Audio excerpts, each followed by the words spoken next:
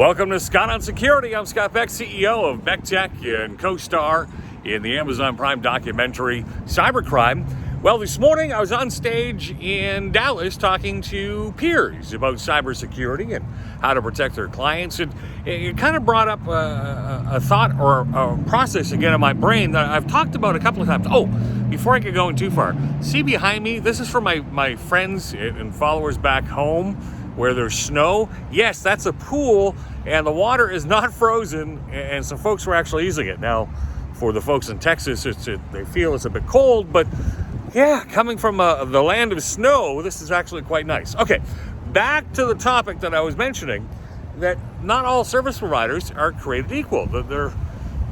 Listen, it's a dirty little secret in my industry. There is no regulatory body, okay? So you got to take the people that you're working with at their face value. And listen, the bad guys now know that IT companies are a gold mine for them. If they can hack the service providers that are providing IT services and security, they can get to all the clients, right? Because, let's face it, we've got the keys to the kingdom.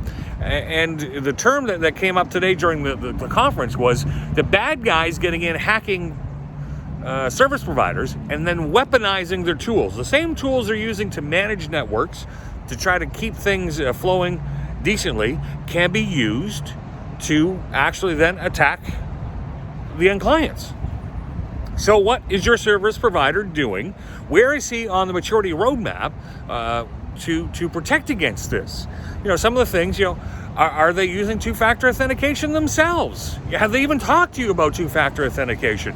And what does that mean? It means, yes, you need to have a password to get into the system, but then it's got to you either have to have a code on your phone, what's called an authenticator app, or they will text you a code to your phone. So you need to have two pieces of ID in order to get logged into that software. Are they doing that? That's like step number one.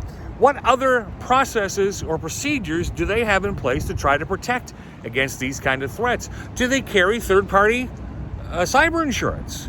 Right? As a business owner, you should have insurance. Like we all know, if we've got a building, we need to have fire insurance. Well, now you kind of need to be looking at cyber insurance to protect against these kind of threats.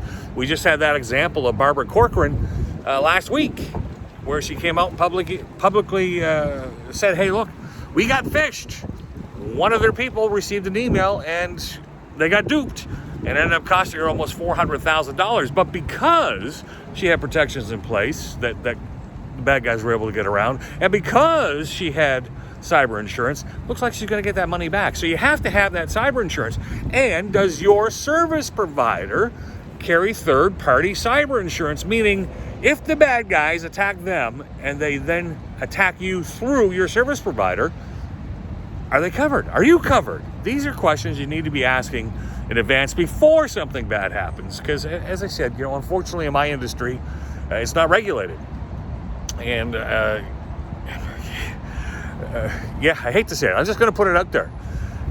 Sometimes some new and smaller, what are called managed service provider companies or IT solution companies that are startup, usually they're starting up because the person got downsized out of a company and they need to find some way to make a living. They've been fired, whatever the case is. So now they've decided they're going to be a service provider, and maybe they came out of big corporate IT and all they did was computer repair. Maybe they don't know about security. So listen, protect yourselves. There is no industry standard. Ask the questions. And if you're not sure which questions to ask, listen, I've developed a little checklist. If you're interested, you say, hey, Scott, I want to know if we're protected. Feel free to direct message me, and I'll make sure to email out a copy of that little checklist that you can go through and ask your IT guy. Make sure that he's protecting you to the best of their abilities and using best practices. I just named a couple. There's more, but I just named a couple. So if you want that checklist, please feel free.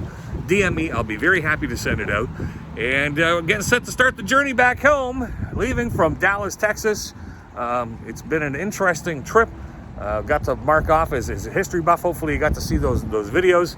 Got to go to the Alamo in San Antonio and got to go to Dealey Plaza yesterday. Very emotional for me to be there, to see where John F. Kennedy's last moments were. So it's been a good trip, and it was great getting on stage and helping educate fellow peers about cybersecurity and how to protect their clients. and what they need to be doing to protect themselves. So that was rather fun. So, thanks a lot for joining me on Scott on Security.